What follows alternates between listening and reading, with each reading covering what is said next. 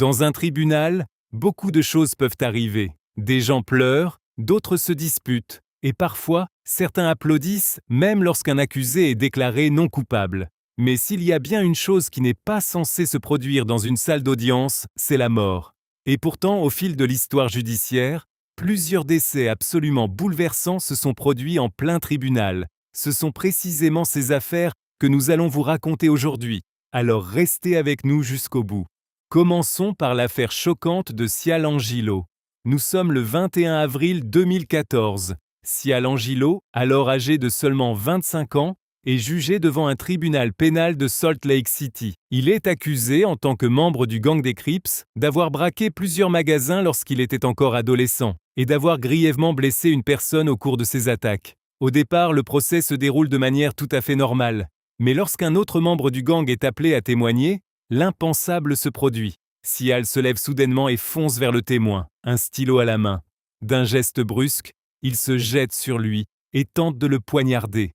Mais ce geste va lui coûter la vie. Un policier chargé de protéger le témoin dégaine son arme et tire à plusieurs reprises. Walls.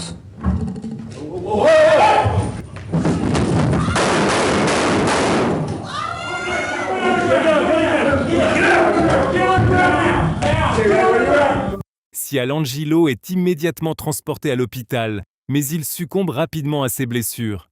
Ce qui rend la situation encore plus troublante, c'est que des jurés, de simples citoyens, se trouvaient dans la salle et ont dû assister à tout le drame. Après sa mort, l'affaire provoque aussi d'importantes marches de protestation et plusieurs rassemblements en sa mémoire. De nombreux habitants de Salt Lake City estiment que la réaction du policier était excessive, puisque Sial ne tenait qu'un stylo. De plus, il ne s'agissait pas d'un procès pour meurtre, et les faits qui lui étaient reprochés remontaient à son adolescence. À ce moment-là, il avait même obtenu un diplôme universitaire. Un geste impulsif a donc mis fin à une vie qui aurait peut-être encore pu prendre une autre direction. Passons maintenant au cas de Michael James Marin. Ce que vous voyez ici, ce sont les derniers instants de cet Américain. Cet homme de 53 ans se trouve dans une audience qui pourrait sceller le reste de sa vie. Et dans quelques minutes à peine, il va mourir. Mais reprenons depuis le début. Qui était-il ? Michael Marin semblait avoir tout réussi. Il avait étudié le droit à la prestigieuse université de Yale, puis avait gagné des millions à Wall Street comme avocat financier et trader. C'était aussi un multimillionnaire extrêmement excentrique. Il possédait une collection d'art, dont des croquis de Picasso. Passionné d'alpinisme, il avait même gravi le mont Everest au début des années 2000. Il était marié, père de 4 enfants, et au moment de son audience, il avait déjà 2 petits-enfants. Alors pourquoi un homme aussi brillant se retrouvait-il devant un tribunal ? En juillet 2009, sa villa, estimée à plus de 3 millions de dollars, part en fumée. Plus tard, les enquêteurs découvrent que l'incendie a été volontairement déclenché. Marin tente de se défendre, se montre coopératif tout au long du procès, mais rien n'y fait. Lorsque le tribunal le condamne à 16 ans de prison, il commet un geste glaçant. À cet instant précis, il glisse discrètement une capsule dans sa bouche, puis il boit quelques gorgées d'eau. Moins de 10 minutes plus tard, il commence à convulser avant de s'effondrer complètement. On découvrira ensuite que Marin avait avalé une capsule de cyanure. Il ne voulait pas vieillir en prison. Il a donc choisi une issue fatale. Nous arrivons maintenant à un procès historique qui serait inimaginable aujourd'hui. L'accusé n'est autre que Karl Hermann Frank. Karl Hermann Frank était l'un des généraux nazis les plus puissants pendant la Seconde Guerre mondiale. Sur le territoire tchèque notamment, il avait même fait raser des villages entiers par ses soldats. Au total, au moins 340 civils ont trouvé la mort sous son commandement direct. À cause de ces graves crimes de guerre, Karl Hermann Frank est jugé en 1946, justement en Tchécoslovaquie, le pays où il avait le plus de sang sur les mains. Dans ce pays, une loi dite des 2 heures était encore en vigueur. Elle imposait qu'une condamnation à mort soit exécutée au plus tard 2 heures après le verdict. Et c'est exactement ce qui est arrivé à Karl Hermann Frank. Après avoir été condamné à mort dans un tribunal de Prague, il est conduit à l'extérieur du palais de justice, où 5000 spectateurs l'attendaient déjà. Devant la foule, il est attaché à un poteau et pendu dans l'enceinte du tribunal, moins d'1 heure après son procès. L'affaire suivante est un peu différente. Ici, personne n'est mort, Mais un homme a bien failli perdre la vie en tombant. En 2018, Christopher Rudd, alors âgé de 35 ans, est convoqué devant un tribunal de l'Utah. Il n'a pas terminé un programme de désintoxication imposé par la justice. Son audience doit commencer dans quelques minutes, lorsque l'agent chargé de le surveiller quitte soudainement la salle. Rudd remarque alors que l'autre garde est lui aussi distrait, et que plus personne ne le surveille vraiment. Il se lève brusquement et s'enfuit de la pièce. Menotté, Rudd passe par-dessus la rambarde et tombe la tête la première d'une hauteur de près de 6 mètres, avant de s'écraser sur le sol en marbre du palais de justice.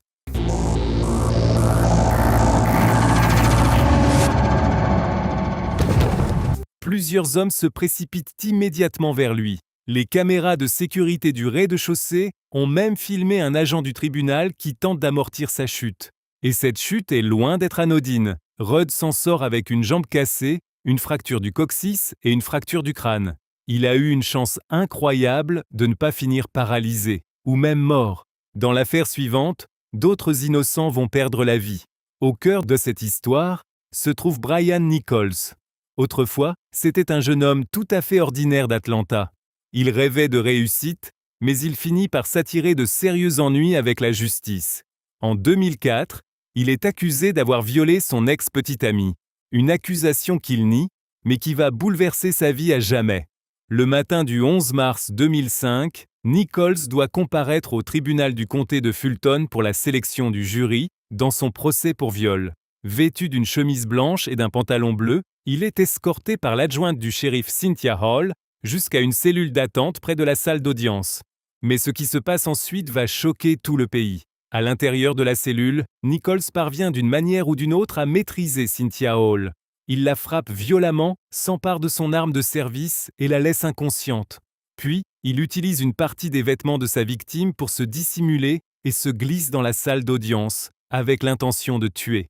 L'arme volée à la main, Nichols fait irruption dans la salle 8D et ouvre le feu.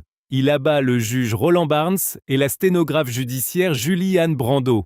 En quittant le tribunal, il tue également le sergent Hoy Teasley qui tente de l'arrêter. En quelques minutes, le bâtiment sombre dans le chaos. Nichols prend la fuite, vole plusieurs véhicules à l'extérieur du tribunal et échappe à la police au cours d'une poursuite à travers la ville. Il pénètre ensuite dans les locaux de l'Atlanta Journal-Constitution, prend en otage un homme au hasard puis disparaît de nouveau. En seulement quelques heures, Brian Nichols devient l'homme le plus recherché des États-Unis. Ce que la plupart des gens ignorent, c'est qu'environ 20 heures après sa fuite, Brian Nichols prend une dernière personne en otage. Tard dans la nuit, il entre par effraction dans l'appartement d'une jeune femme nommée Ashley Smith, à Duluth. Elle a 26 ans, elle est veuve et elle a elle-même lutté contre l'addiction. Ce qui va se passer au cours des 7 heures suivantes, personne n'aurait pu le prévoir. Terrifiée mais incroyablement calme, Ashley Smith parle à Nichols comme à un être humain, et pas seulement comme à un criminel. Elle lui lit des passages du livre « Une vie motivée par l'essentiel ». Elle lui parle de son mari décédé, de sa fille et de son combat contre l'addiction. Au petit matin, Nichols commence à se confier. Il lui parle de son fils. Il lui confie qu'il se sent trahi par le système judiciaire. Il reconnaît avoir tué des gens, mais insiste sur le fait qu'il n'est pas un monstre. Ashley l'écoute, prie avec lui et gagne peu à peu sa confiance. Au lever du soleil, Nichols l'autorise à partir pour qu'elle puisse aller chercher sa fille. Mais au lieu de cela, elle appelle la police. Les forces de l'ordre prennent d'assaut le complexe résidentiel. Nichols, épuisé et peut-être résigné à son sort, se rend sans opposer de résistance. L'affaire suivante a bouleversé non seulement une ville entière, mais tout un pays. Aujourd'hui encore, elle reste sans doute l'exemple le plus célèbre de justice privée en Allemagne, l'histoire de Marianne Bachmeier. Nous sommes le 6 mars 1981 au tribunal régional de Lübeck. Marianne Bachmeier est assise dans la salle d'audience, à seulement quelques mètres de Klaus Grabowski, l'homme qui a brutalement abusé de sa fille Anna, âgée de 7 ans, avant de l'étrangler. La douleur de cette mère est inimaginable, surtout lorsque l'accusé commence à minimiser son crime pendant le procès et tente même de rejeter une partie de la faute sur la petite victime. Mais ce que personne ne sait dans la salle, c'est que Marianne a dissimulé un Beretta chargé dans son sac à main. Le 3e jour du procès, ce que Marianne Bachmeier avait prévu depuis le début finit par se produire. Elle se lève soudainement, sort son arme et tire 8 fois dans le dos de l'assassin de sa fille. 7 balles atteignent Grabowski, qui s'effondre sur place dans la salle d'audience et meurt peu après. Pendant plusieurs secondes, la salle reste figée dans un silence sidéré, tandis que Marianne baisse son arme et se laisse arrêter dans un calme absolu, sans opposer la moindre résistance.